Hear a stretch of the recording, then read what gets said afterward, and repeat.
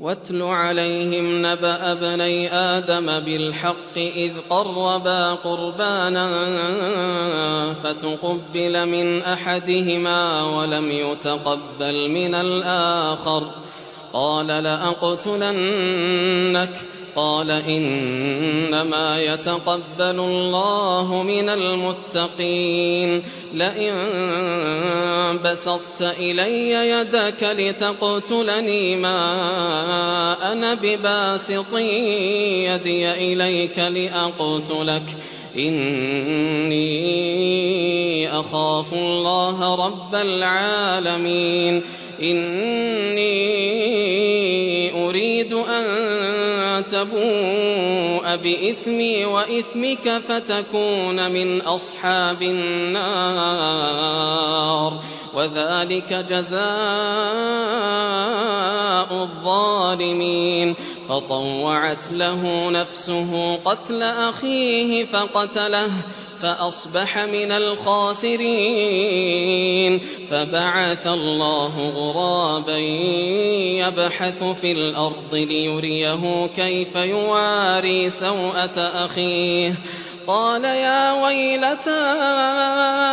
أعجزت أن أكون مثل هذا الغراب فأواري سوءة أخي فأصبح من النادمين من أجل ذلك كتبنا على بني إسرائيل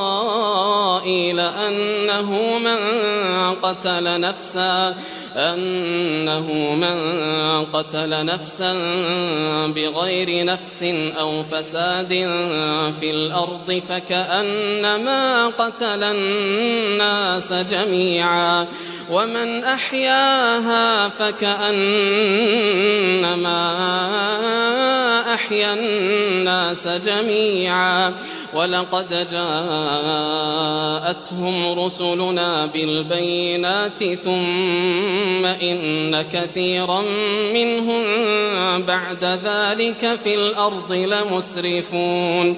إنما جزاء الذين يحاربون الله ورسوله ويسعون في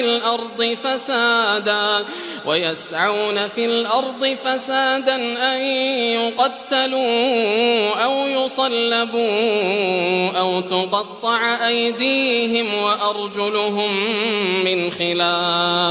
أو تقطع أيديهم وأرجلهم من خلاف أو ينفوا من الأرض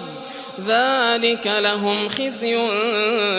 في الدنيا ولهم في الآخرة عذاب عظيم.